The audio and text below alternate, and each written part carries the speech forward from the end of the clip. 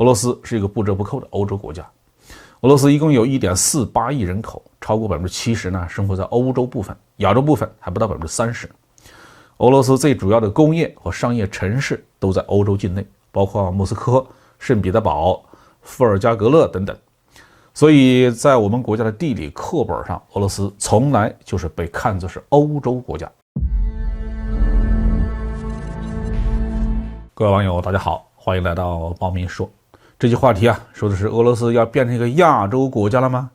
这不过是进一步孤立俄罗斯的舆论阴谋。目前俄罗斯在世界外交舞台上遭遇了极大的困难，美国和欧洲以及美国在世界其他地方的盟友几乎齐刷刷地站在同一个阵营里面反对俄罗斯，这就迫使俄罗斯向世界的其他地方寻求支援。到目前为止俄罗斯所得到的外交支持最大的当然是两个国家，首先是中国，然后是印度。中国顶住了美国的外交压力，坚持和俄罗斯保持正常的外交和经贸关系。印度呢，虽然受到了美国的百般拉拢，并且借此机会开展了一些对美国的军事技术合作，但是总体上说，印度并没有站在美国的阵营里去谴责和反对俄罗斯，更谈不上制裁了。所以4月25号，亚洲时报就发布了这么一篇社论，说俄罗斯正在倾向于变成一个亚洲国家。如果我们看看地图，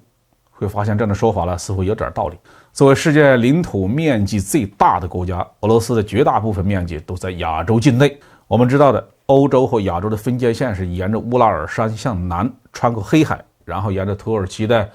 博斯普鲁斯海峡和达达尼尔海峡进入地中海，到苏伊士运河口，再过去就是非洲了。俄罗斯的总面积1700万平方公里，在乌拉尔山以西的领土面积只有1/4，但是在乌拉尔山以东的亚洲部分的面积占了3/4。当然了，从人口和经济来看，俄罗斯是一个不折不扣的欧洲国家。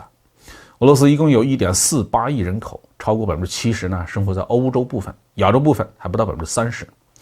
俄罗斯最主要的工业和商业城市都在欧洲境内，包括莫斯科、圣彼得堡、伏尔加格勒等等。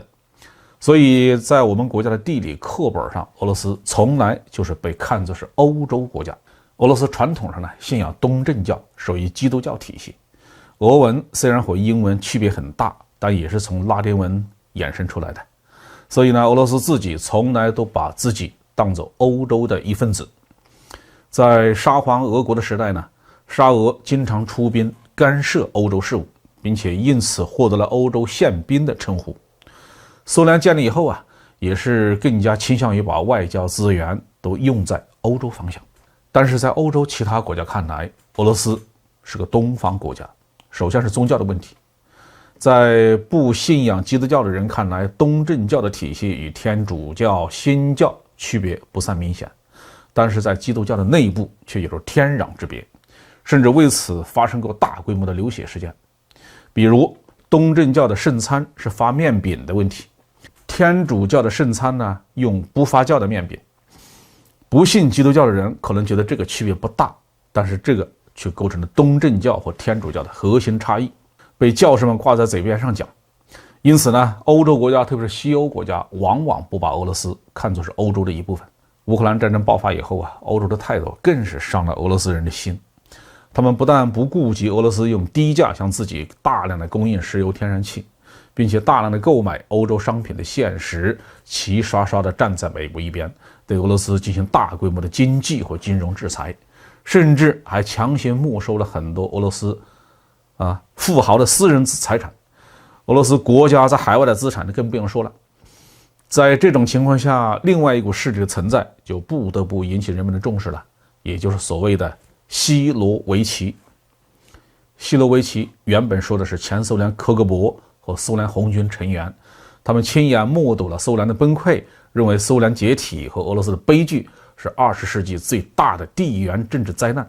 这个强硬派一直反对叶利钦向西方靠拢。今天的俄罗斯人当中也有很大一部分人继承了希罗维奇的政治理念。现在俄罗斯和西方尖锐对立，希罗维奇们担心的事情再一次成为了现实。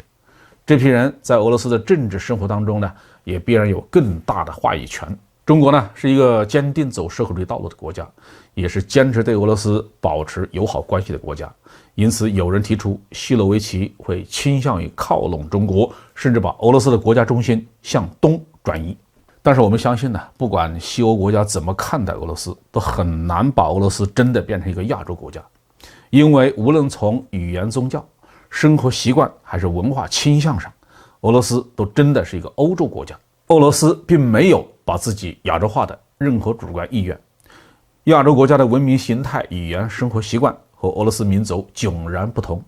其实这是东西方都非常清楚的一件事情。其实中国和印度的文明形态之间也没有什么相似的地方。